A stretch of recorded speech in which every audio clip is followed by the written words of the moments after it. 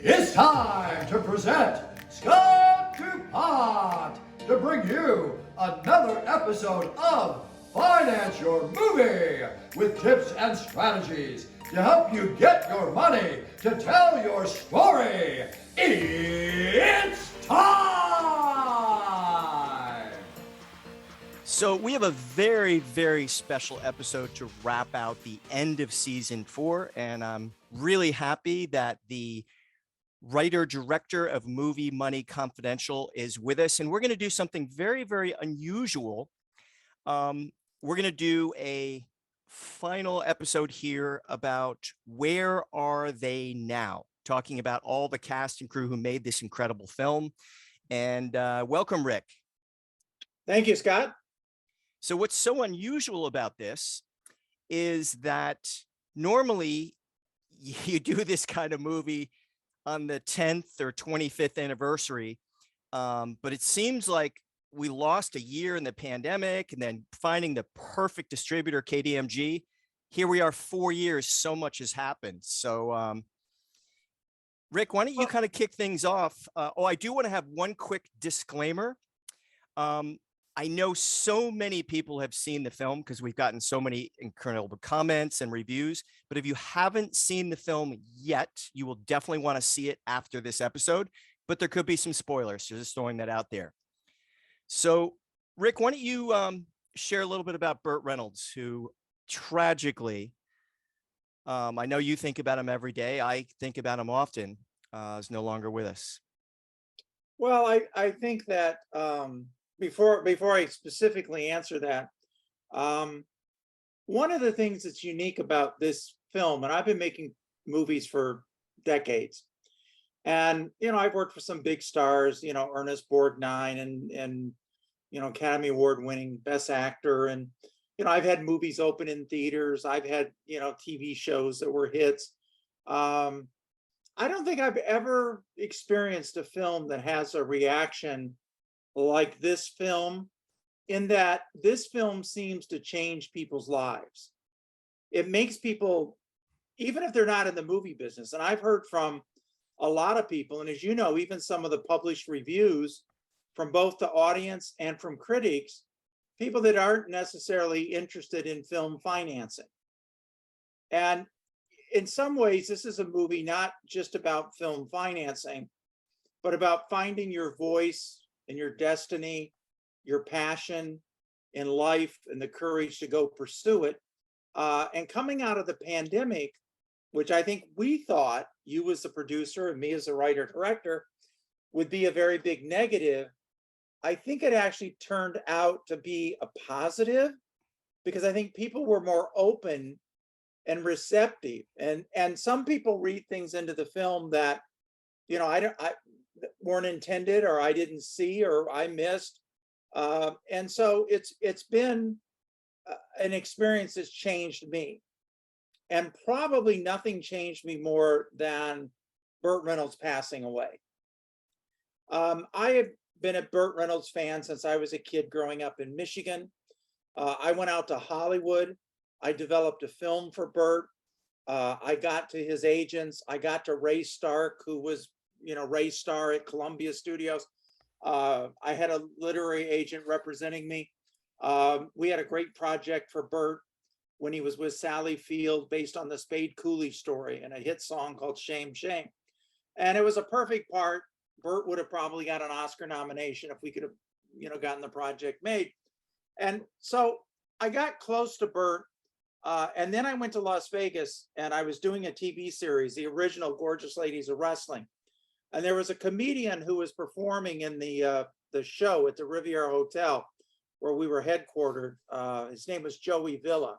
The show was Flash. And he said, "Oh, I just got cast in this Burt Reynolds movie. Have you ever met Burt?" I said, "Oh, no." He said, "Well, you want to come with me?" And so we went over to the set, and the picture was Heat. The picture that he did in Vegas. He also did a picture called Heat with Clint Eastwood, but that was a different film. And we get there, and there's ambulances and cars and cameras and fans. And, I just assumed like what a typical Burt Reynolds set would be like. But it turned out that Burt had gotten in an argument with the director that night and had broken his jaw. and they were taking him out on a stretcher to an ambulance as we walked in. And so when I got to the set, Joey says, "Oh, do you want to meet Bert?" I said, "Well, maybe not right now, you know." So anyway, I was on the set of that movie. I came to Florida. We were supposed to meet. We didn't for a variety of different reasons. I went to his museum. And then Ken Hickman, who's also in our movie, who's a fundraiser, surprised me on my birthday and took me to a restaurant, the Jetty restaurant in Jupiter by the lighthouse, and sat me next to Burt Reynolds on my birthday. And Burt wished me a happy birthday. And that was the first time I met Burt. So I have pretty much my adult life have spent in pursuit of Burt Reynolds. So being able to your efforts and the efforts of the Palm Beach Film Office and C. Todd Vidham, who was Burt's manager at the time, we were able to get Burt in the film. And the things that Burt said in the movie had a huge impact on me. And, you know, some of the critics have criticized me for being nice to Burt. But to me, this is like, you know, and I said a little bit of this in the film, but if you look at box office and number of tickets sold by actors, and there was a Mount Rushmore, John Wayne is number 1, Burt Reynolds is number 2, and Tom Cruise is number 3. And Burt was such a part of my life and the movie business and people's lives. Biggest movie star in the world for over 10 years.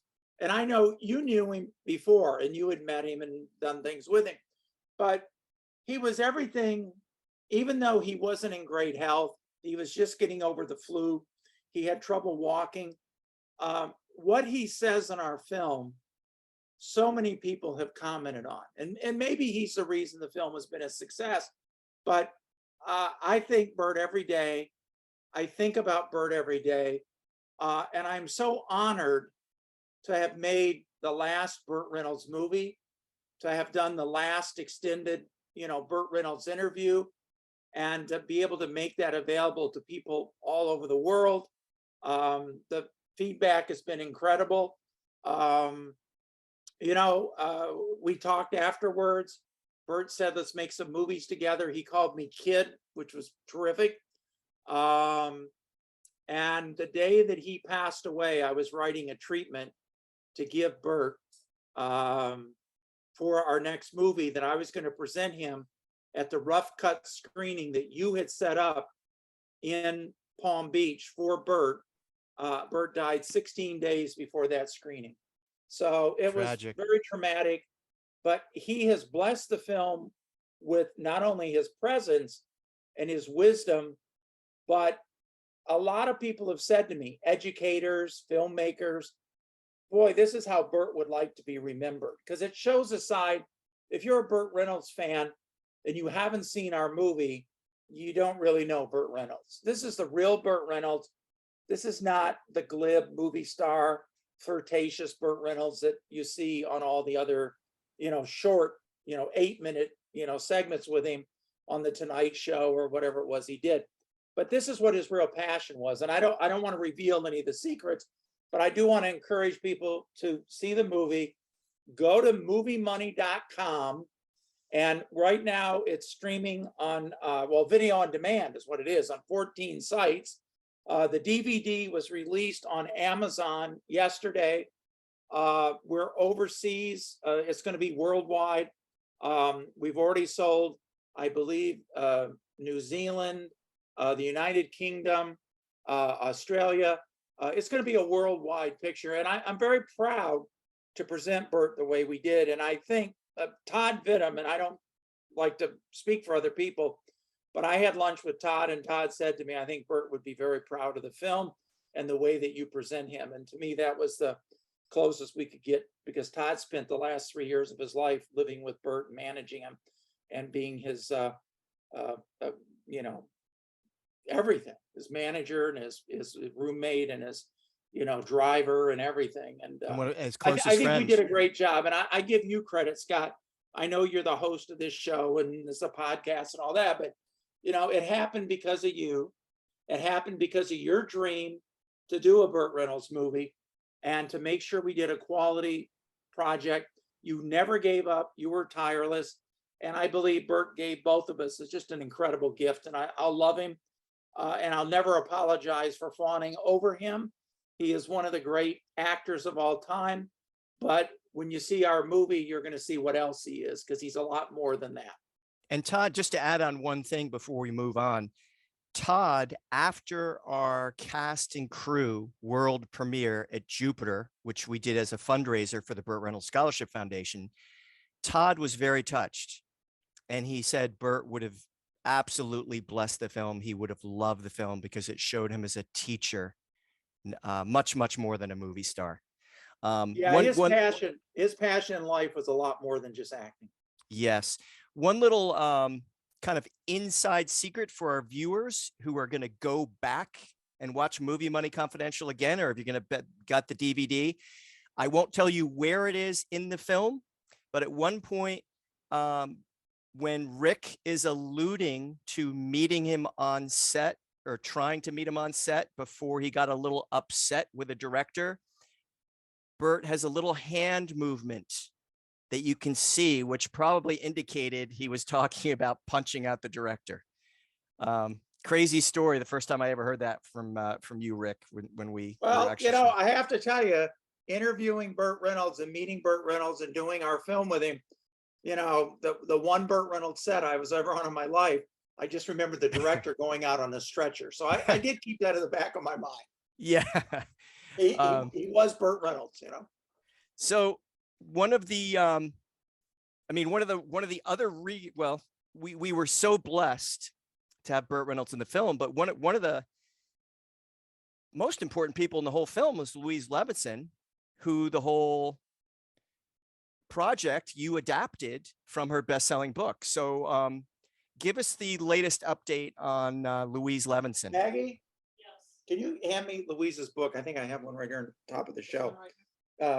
Yeah, here's the update on Louise Levinson. This is her new edition, the 9th edition, Filmmakers and Financing. And you'll notice it says Movie Money Confidential. There's a picture of Louise. There's what money looks like for those of you who may have forgot during the pandemic. And there's me shooting the film. And it says beautifully the inspiration for the new motion picture. And this is her 9th edition. It's in bookstores everywhere. You can order it online. It's been absolutely phenomenal. She's got a great response. She gave me the great privilege of asking me to write the last chapter of the book, which I did. And I wrote a chapter where I interviewed myself. And you also contributed to that book, Scott, and you have some of the secrets you expand upon. If you've seen Movie Money Confidential, you need Louise's book. They're really companion pieces because you go into some more depth on some of your ways of raising money and you explain some stuff. So you wrote a section of the book. I wrote an entire chapter, and the feedback we've had so far has been great. The publisher, I think, is very happy. I think she's already working on a 10th edition, and it's just been a tremendous experience. But if you're going to make a motion picture, especially with the post-pandemic world, everything is different.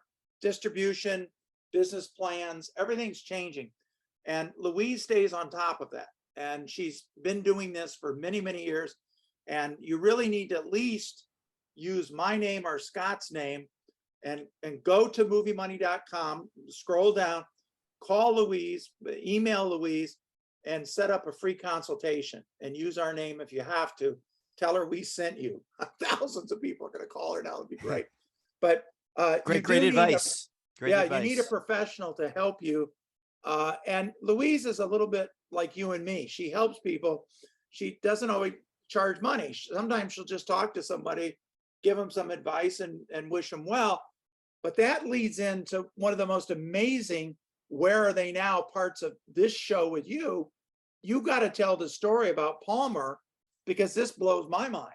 Okay, before we get there, you're absolutely right about Louise. She is so altruistic, and if you can get a free consultation, I would encourage it.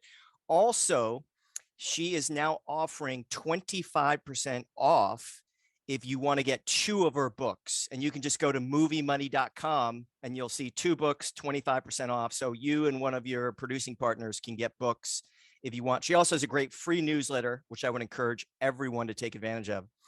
So the next story, this is towards the end of the film. For those of you who have seen the film, if not, you're going to want to go back, trust me, and rewatch how this played out.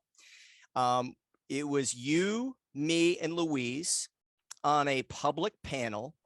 We were in the back courtyard of Harold's Coffee in West Palm Beach, Florida. And I'll never forget this. At the very end, you were kind of moderating the panel, Rick, and you said, "Hey, if anyone has any questions, let's see if we can help you in any way." And this gentleman stood up, and I believe his pseudonym at the time was Tiki Palmer, but his real name is Palmer Edward. And he said something like, I might butcher it a little bit because it's been a little while since I've seen the movie. He said, "My name's Tiki Palmer, and I've written 11 screenplays, and I've done this and I've done that." And you really jumped in and showed him some tough love. Do you remember kind of the essence of what you said? Well, I think the essence of it is if you've written 9, 10, 11 screenplays, you haven't sold one, you're doing something wrong. And, I taught screenwriting for 10 years in Hollywood. I have a master's in screenwriting, and I've made a living at this business for a long time. And if you're writing a half a dozen to a dozen screenplays and you haven't sold one, you need to stop and go figure out what's wrong with the script. So that's basically, in a nutshell, what I told him. And it's all on camera. You'll see it in the film. But, you don't want to keep encouraging. And he had won some awards at, film festivals for his screenplays and things. But, that doesn't pay the bills. If you write a screenplay, until you get it made, it's a hobby. And, Yeah. I used to drive this home to my students. It's a hobby. Like, Scott, you're an actor. If you don't get paid to act, you're not really an actor. It's a hobby. Yeah, not a professional actor. Absolutely. Yeah. So I was trying to inspire him, which apparently I did, to figure out what he was doing wrong and go back at it. And so you can tell the end of the story because you actually did a podcast with him that everybody should go. His name is Palmer Edward, by the way, just to be for the record. But you should tell the end of the story because you have a great podcast with he and Louise that everybody should see. Yeah. So I was a little bit stunned at first because you kind of gave him a sucker punch. Like you said, that you can't necessarily help people by saying, "Oh, nice job," because then you're going to keep doing the same thing and never, ever selling a script. So the inspiration that you must have given him, and he did talk to Louise afterwards as well. So fast forward, before the movie even came out, this is the most incredible part. You're talking about at the beginning of the show, changing people's lives. Palmer Edward, a couple of months ago, had his first screenplay fully funded, almost $1 million. The film is in the can. It's in post-production. It's going to be released possibly this fall. It's called The Red Tide Massacre. You can go look it up.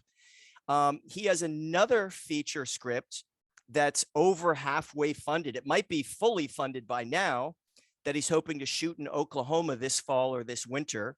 And he has 2 other screenplays that he optioned for cash, all because of your advice, Rick Pamplin. Amazing. Right.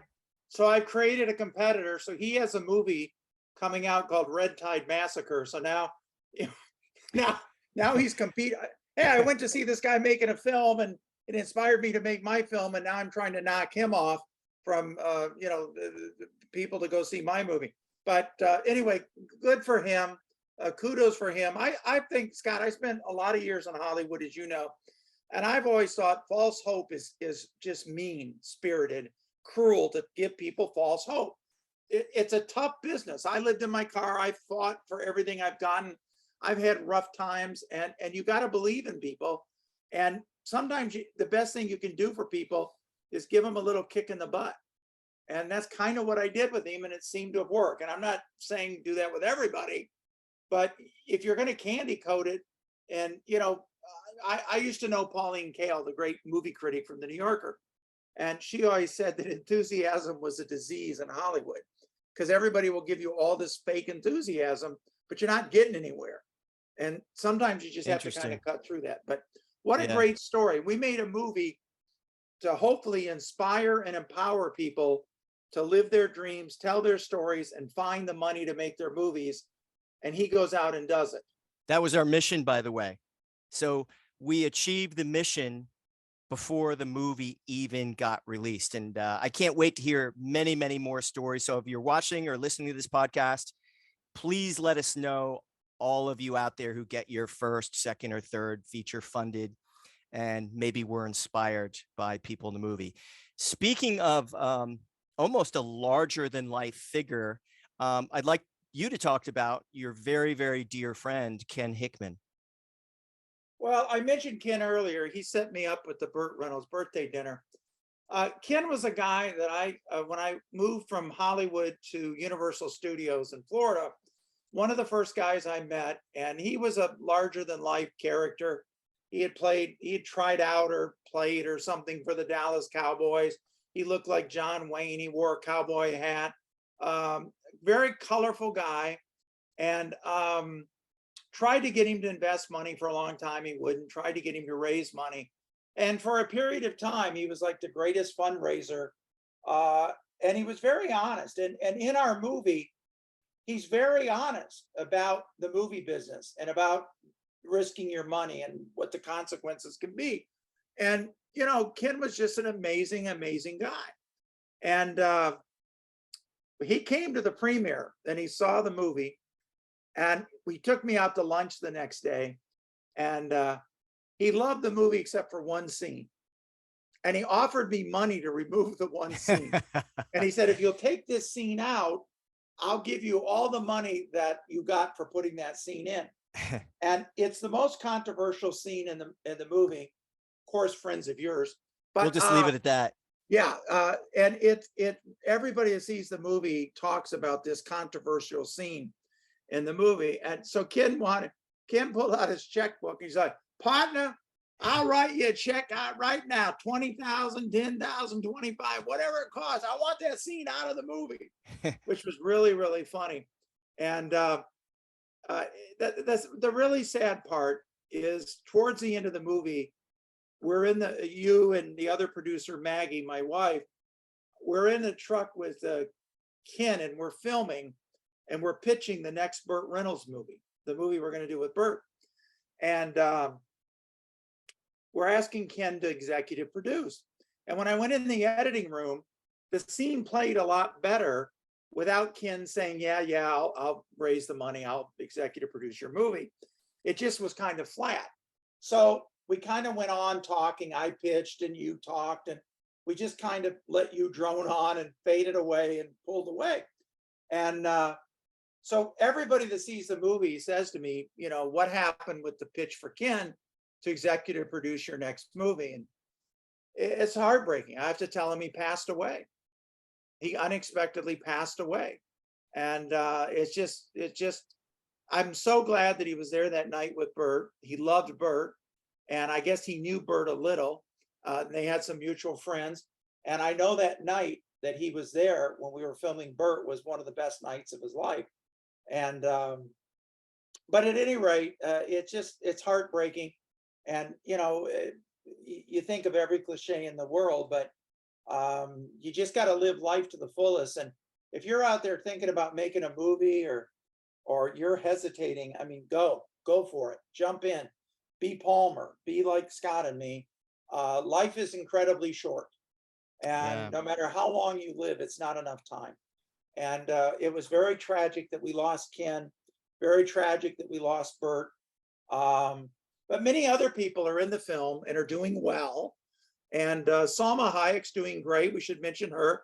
She does a great segment on her fundraising for her film that everybody loves. And so many people have said to me, oh, I saw the clip in the movie and I went out and saw Salma's film and I loved it, The Prophet. So, they're great experiences, but it was very sad losing Ken and losing Burt, two really important people.